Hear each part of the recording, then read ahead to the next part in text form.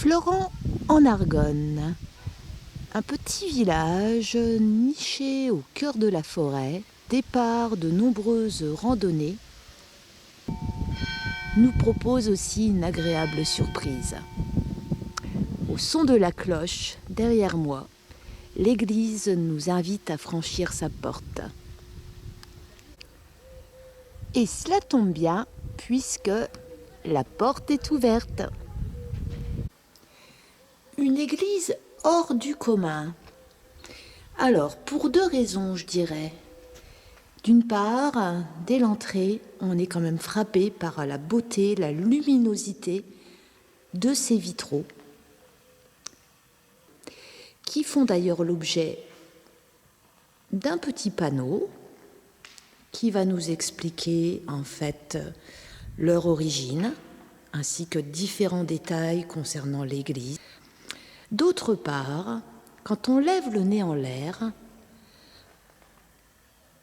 voilà, on a donc un plafond quand même quelque peu particulier qui évoquerait presque la coque d'un bateau,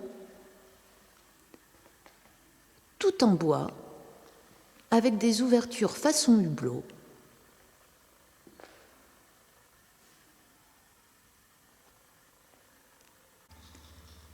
Regardez-moi ça comme elle est belle.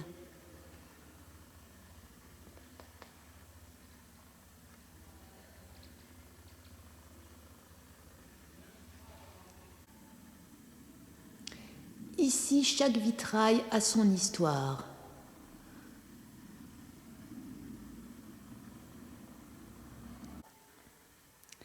Grâce à nos amis du verre d'Argonne, dont nous avons fait connaissance aux Ilettes, nous apprenons donc que les vitraux les plus anciens datent de 1884, que pour certains, ils ont été offerts par le général Deville, sorti vivant des combats de la Première Guerre mondiale. Donc tout ça, ça a une symbolique.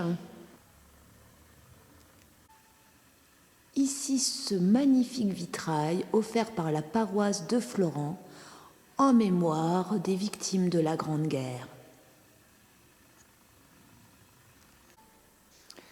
Il faut dire que Florent fut un village remarquable.